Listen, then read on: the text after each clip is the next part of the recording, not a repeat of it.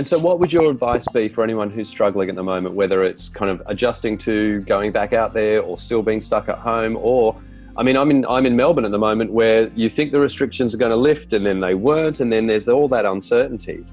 And we're not very well wired as human beings to deal with uncertainty. You know, people can adjust even to the most grievous of circumstances if they can define it. Uncertainty does mess with our heads.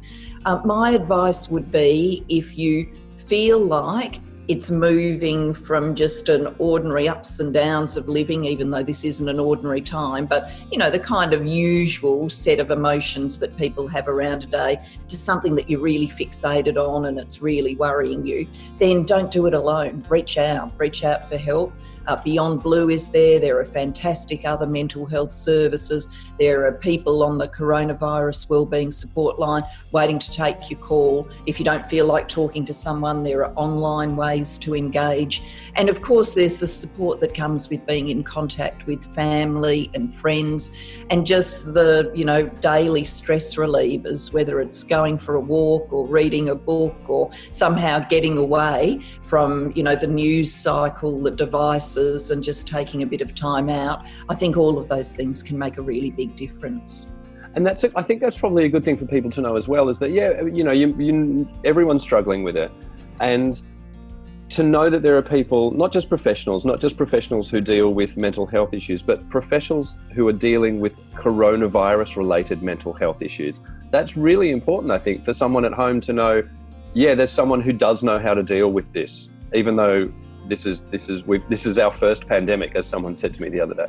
Yeah, this is our first pandemic, but this is not the first time that mental health professionals have had to deal with trauma and changed circumstances. And so, you know, earlier this year, of course, Beyond Blue and other mental health services had to scramble around to provide support for people who had been through bushfire, or even if they hadn't personally been through bushfire, had smelled the smoke, you know, Sydney, for example, Melbourne, and had lived with this sense that the world's in crisis for a number of weeks. We almost forget that now.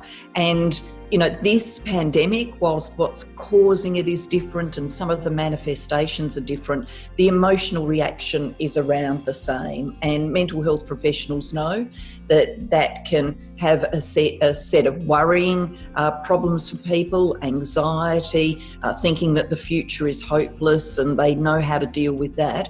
But they also do point to the fact that people get growth spurts in times like this of trauma and difference, where they sit back and assess their lives and work out what really matters to them. So I'm hoping that a lot of people take that through into whatever the new normal is, just how reliant we were on family, friends, the simple things for real pleasures at this time.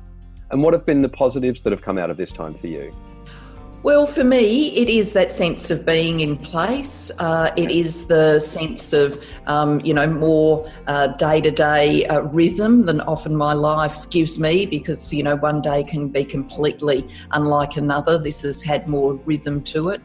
It has caused me to reflect on what really matters to me, and it's caused me to think about some aspects of my lifestyle. I think me and many others, almost our default position has been, if I need to do something, I need to get on a plane to do it.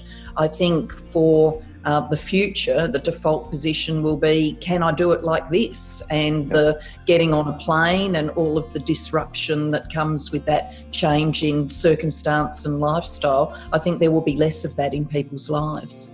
And of course, including my own. Well, you know, one thing that we've all gone through is the battle of what to do with our hair. As you can see, I've grown the lockdown beard. But you've got a hairdresser at home, haven't you? Well, I never contemplated a lockdown beard, Adam. Just let me make that absolutely clear. Here in South Australia, we've had pretty good access, not just me, everybody, to hairdressing services, so I can't complain about any of that. And it may not be so much the cut that worries me as the colour, but the less said about that, the better. Sure. Well, listen, thank you so much. And now, if people want the resources, where can they go for Beyond Blue?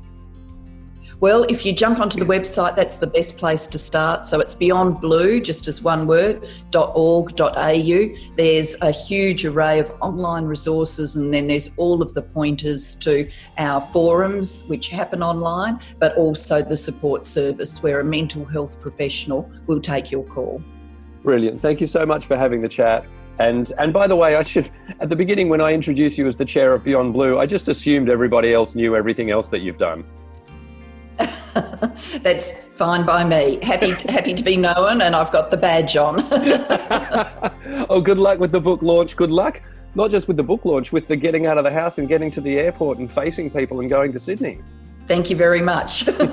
I'm sure it'll be fine. I'm sure like most of us, these things might prey on your mind more than actually doing them. And I think that's always a good lesson to remember for ourselves, that sometimes we overanalyze, and if we just let it go a bit and go out and do it, it's all fine. That's a great final lesson. Julie Gillard, thank you for having a chat. Thanks, Adam. And look after your mental health, Australia.